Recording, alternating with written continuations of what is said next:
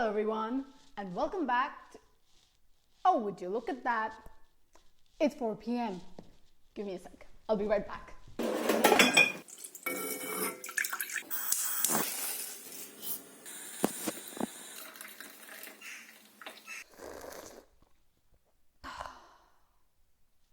Chai time.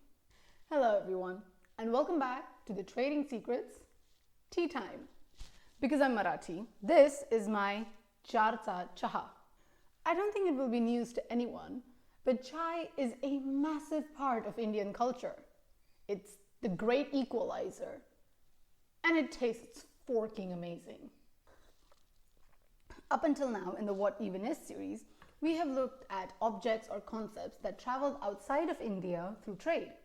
But this time, we're turning the tables and looking at how the elixir of life traveled all over the globe first to ultimately find a place in every Indian kitchen today. So during my research, I wanted to know what would the first Indians to have ever drank tea have been like? What would the tea have been like? And what would they have called it? And I found out that this takes us back to the Mughals. As I've mentioned in multiple videos now, the Mughals and other Persian empires had control over the Silk Roads, which spanned from China all the way to west of Europe. And tea was a big-time Chinese commodity traded along these roads, sought by the elites of the society as a form of medicine. So some of the very first Indian tea drinkers were the elites who had a place in the royal courts of the Mughals in North India. But this was not the chai as we know of today. This one was probably more similar to Chinese tea, because that's what it was. They would have added a few spices to make it more aromatic and packed with restorative medicines. The Chinese word for tea, cha, became Persianized by then to be known as chai, which became chai. Up until the early decades of the 1600s, merchants of the Dutch, English, French, Portuguese East India companies enjoyed drinking tea alongside the elites at the prime trading city of Surat. And okay, I lied. They are actually not the earliest Indian tea drinkers. That actually takes us to the northeastern state of Assam, where we meet the Singpho tribe. They are actually attributed as the earliest drinkers of natively found Indian tea, which they called falap. Processed in a slightly different yet equally elaborate manner, the actual brew isn't very unlike Chinese tea. For centuries, this tradition stayed fairly restricted to this part of the country, until the arrival of the you-know-whos. After a few failed attempts at cultivating the Chinese variety of the tea plant in Indian mountains, Brit Robert Bruce was taken on a hike through the Khasi Hills in 1823. Here, he discovered a cousin of the Chinese species of the tea plant and hit jackpot, exploding the tea plantations in this area and the indentureship tied to it. With this, enslaved Indians became the next consumers of tea in India, although in a very, very limited capacity.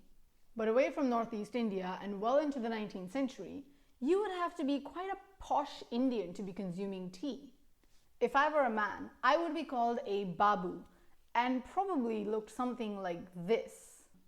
You would be sporting a cracking moustache, a dhoti, and a bespoke blazer. You would have been speaking excellent Queen's English and would have been allowed to socialize with the British.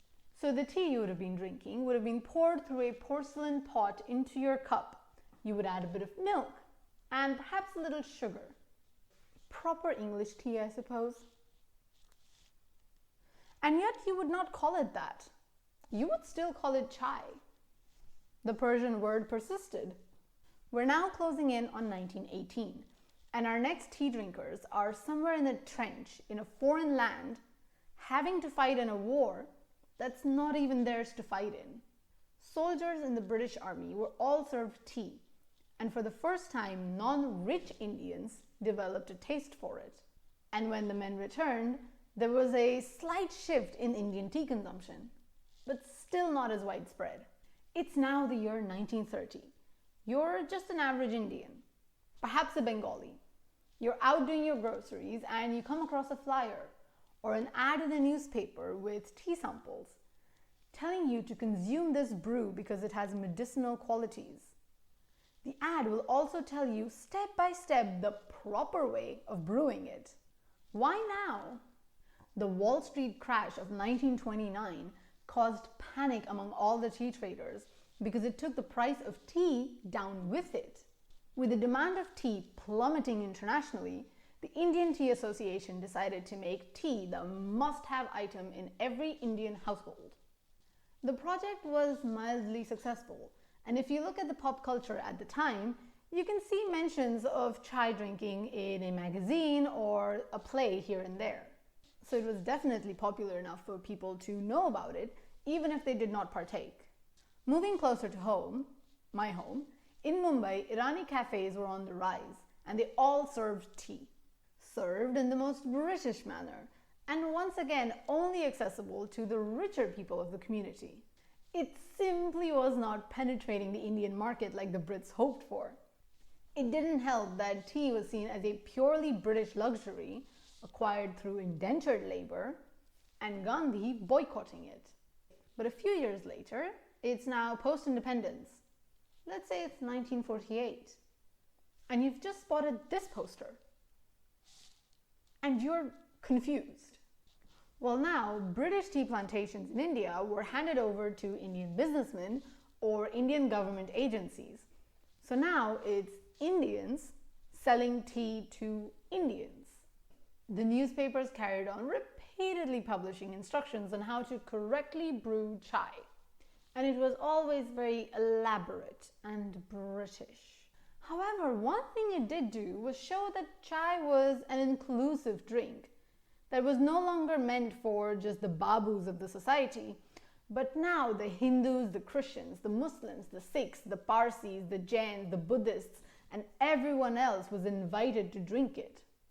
Chai was now a means to brew a nationalist, we are all in this together sentiment. But surprisingly enough, actually no, not that surprising, but the chai that was being pushed onto the public didn't actually catch on like they were hoping it would. But something else came out of it.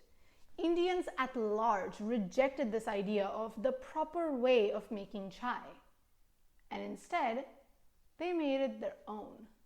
Now, we will never know who that first brilliant person was who decided to just chuck all the needlessly elaborate steps, threw everything in together, boiled it, strained it, and served it, because that is what caught on. This new method finally complemented the Indian palate as it extracted every last bit of flavor from those tea leaves and made it stronger. This was the breakthrough that literally broke through the Indian market. This encouraged the tea traders to process stronger and stronger tea. Soon, the CTC technique was invented to keep up with the demand, and gram to the rupee, this cutting, trimming, and curling technique made chai way cheaper and accessible. So now, throughout the post-independence era, this is what an Indian chai drinker would look like. A daily wage worker anywhere in India stopping under the shade of a big banyan tree and drinking chai out of the tiniest glass or clay pot for probably 5 or 10 rupees. You might even get a cutting chai, designed for people to share a cup and split the cost too. If you were an illiterate person in North India, then you would go to your nearest chai establishment, get a cup of chai, and have the newspaper read out to you. Chai isn't a commodity just for the men to enjoy outside of the house. Everyone drinks it. You might even be an archaeologist at an excavation in an Indian village, and you will take a break at least 4 times in a day for your cup of chai. Each cup of chai differs from one household to the other, because some might add ginger to their chai, and others might choose not to. Most chaiwalas have their own group of loyal customers because they like his and only his masala mixture in the chai. Coffee is also a prominent drink in the Indian subcontinent. Most people, like myself, enjoy both drinks during the day. But when it's 4 p.m., you are only ever going to have your chai chaha. If you enjoyed this video, do let me know in the comments below, and don't forget to like, subscribe, and share it with your friends. Now go grab a cup of chai. Bye-bye.